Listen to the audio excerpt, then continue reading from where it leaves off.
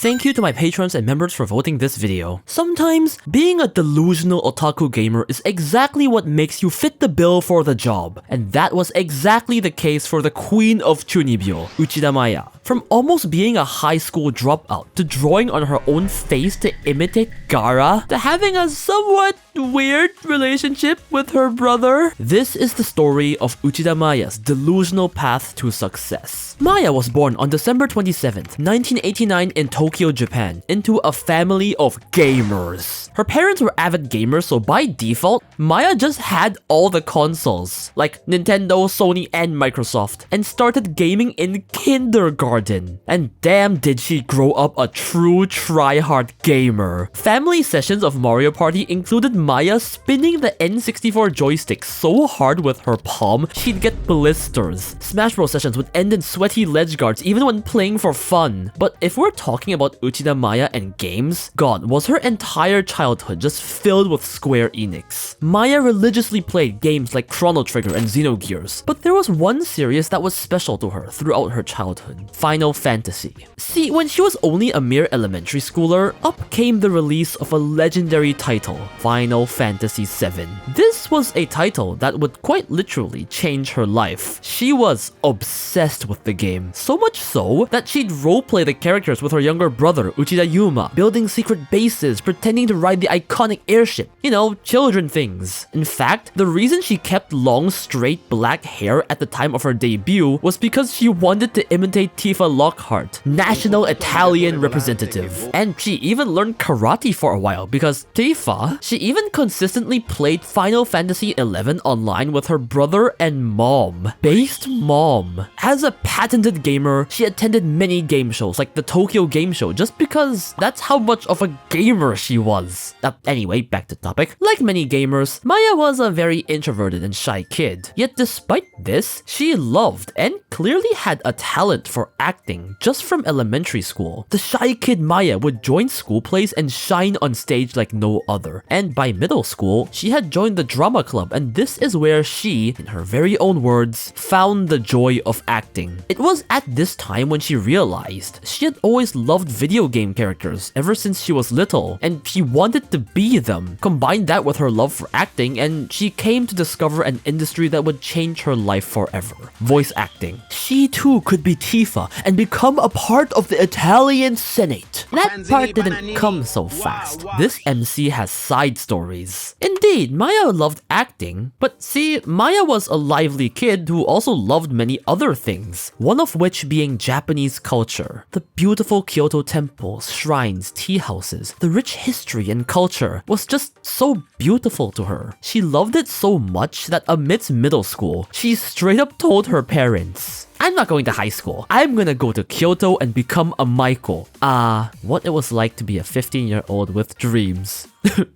Her parents, a bit lost, just said, "At least do 1 year of high school, please," and were somehow able to convince young Maaya to at least do high school. As Maaya entered high school, she started loving anime more and more and set her full sights on becoming a voice actor, which means she at least finished high school, which is good, I guess. Anyway, as she graduated, her resolve to become a voice actor still wavered a bit. She was still also looking at other industries like being a bus tour guide for the Japan she loved so much, or wanting to work at Square Enix. You know, the game company she grew up with and loved so dearly. But as she hurriedly submitted all of her application documents to the voice acting agency extremely late, she realized that despite her being late, they were so accommodating and everyone in the classes looked like they were having so much fun. Therefore, she decided. She sought to get trained professionally in voice acting, successfully joining the Japan Narration Acting Institute in 2008. Maaya's years in voice acting training was full of happy memories, and this was because of her pure passion. She was the one student that cared, always volunteering to perform, always finding ways to practice in her off time, and that was because she genuinely loved voice acting. As a student, she technically made her debut in only 1 year in a very niche OVA anime, Boku Otariman. However, in only her second year, 2010, she successfully passed the auditions and was taken in by renowned voice acting agency, I'm Enterprise. Maaya's journey to stardom was about to begin. Next year in 2011, she made her debut from the agency in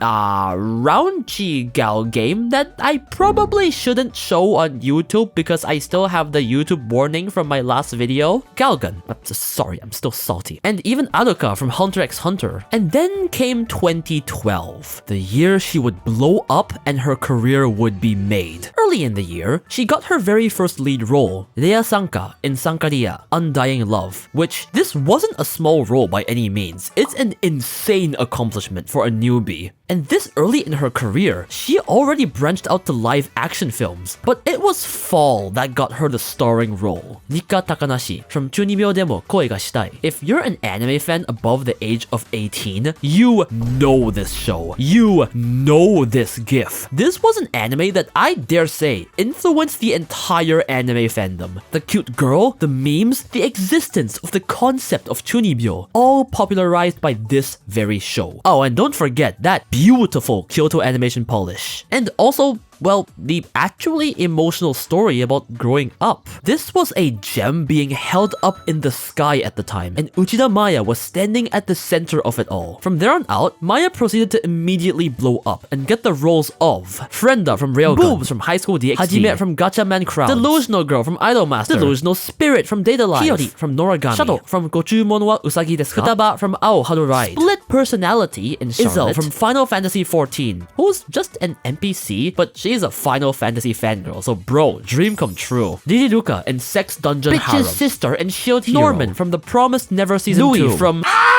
wait, she's Louis? What the fuck? Best girl sister and bunny girl sister. Villainess in My Next Life as a Villainess. Angel Devil. Dog. What the hell is that? Another slave. Delusional Crowwoman from Genshin. Maho from Princess Connect. Epinel from Ass Game. Mudrock from Arknights, and much more. But what she came to be known for was none other than the very kind of character that made her blow up in the first place. Chunibyo. Maaya would come to be known as the Queen of Chunibyo. And this wasn't just because of the many roles she played. See, even far before she had become a voice actress, Maaya has had, let's say, a history with Chunibyo. When she was in middle school, she liked Gaara from Naruto so much, she drew the kanji for ai, or love, on her own forehead to imitate him. Seriously. When she walks in the rain herself, she randomly spouts cool lines to thin air, like just talking to herself. And don't even get me started on the Chunibyo identity crisis she once had on radio.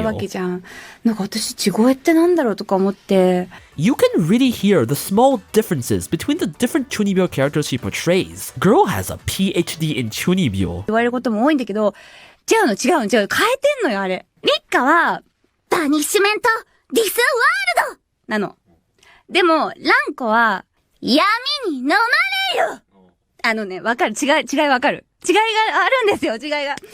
Bro, she's so deep into the Chunibyo, she doesn't know what her real voice is anymore. Now that's some real Chunibyo behavior. In one of her shows, she was actually asked, "Are you a Chunibyo?" To which she replied, "If I say yes, it feels off, because I'm not really a Chunibyo. But if I say no, it also feels weird, like I'd be sad to deny it. Chunibyo is cool. I feel like I can relate to them. I'm taking that as a yes. Hail to the Queen of Chunibyo and incest." Wait, what? Okay, so remember how I mentioned way back that she used to roleplay Final Fantasy VII with her brother? Well, turns out her brother is actually also a voice actor, Uchida Yuuma, and a really popular one at that. As with any celebrity sibling pair in Japan, the topic of weird relationships will never be gone. Except here, Maaya does seem like somewhat of a bro-con. Like, for example, there was a time Broman Tsukida asked her, "What if your brother gets a girlfriend?" To which Maaya replied, "Absolutely not.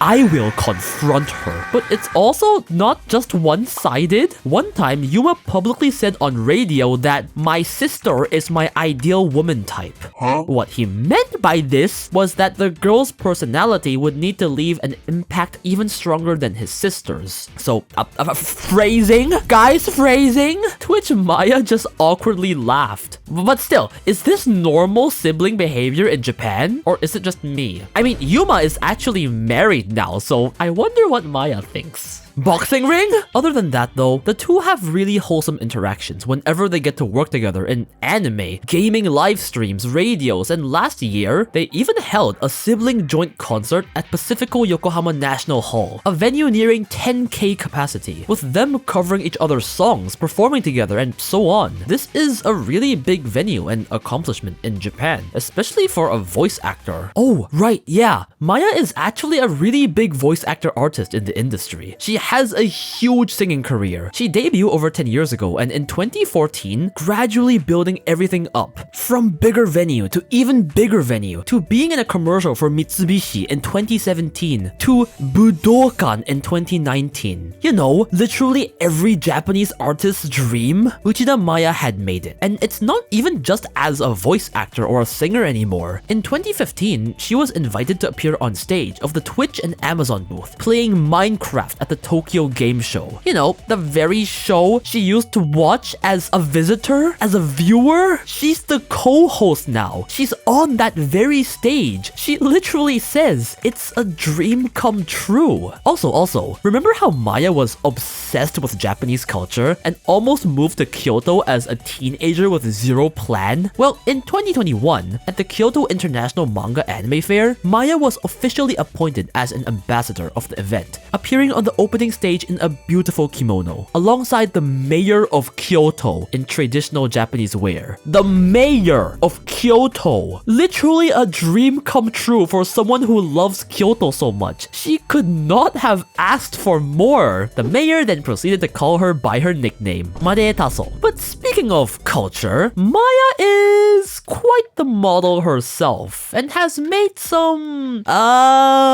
quite risque photo books. It's not 18 plus or OnlyFans or anything, but there were a bunch of bikini shoots that might be a little much for YouTube. There are even videos showing the whole modeling process, so if you want to, go look at a pretty girl. I'm not stopping you. You think her brother likes this? Other than this, she's done so much. Yes, we have a decade's worth of voice acting and singing. We have photo books, but she's actually still very prominent in, well, actual films. She appears in dramas. She's quite literally a film star. And she appears in a bunch of commercials. Hell, she's also a very prominent Japanese dubber of foreign movies. Looking back at the history of Uchida Maaya, she's done quite literally everything an entertainer could. It's far beyond the scope of an average successful voice actor. It's crazy. And what's better is, she basically got to achieve every childhood dream she ever had. Her childhood gamer dream? Check. Her Kyoto dream? Well, she's not a Michael, but I think ambassador is even better. She got to meet the mayor on stage. To think her journey to success would start with one delusional girl. But it wasn't just the character, was it? Maaya was always delusional. Not doing a high school and going straight to Kyoto to be a Maiko? Who comes up with that? Choosing that voice acting dream, knowing very few actually make it. Hell, all of her Chunibio antics. Delusional to this very day, and it is a work of art. To quote Maaya herself, I had high self-expectations and always wanted to be number one. Even though I wasn't sure of what I was reaching for, I spent 6 years in middle and high school driven by that desire not to lose. That mentality later led me to choose voice acting, and I still hold that I won't lose mindset. Sometimes your heart feels like breaking, but there's something ahead. So if you started something, just hang on a little more. She is just that kind of delusional person. The kind that has the inner strength to always dream, to always go for what she wants, and with enough willpower to always win. Maybe you can be like that too. Special thanks to Vicente Pagani and all my other patrons and members for supporting the channel.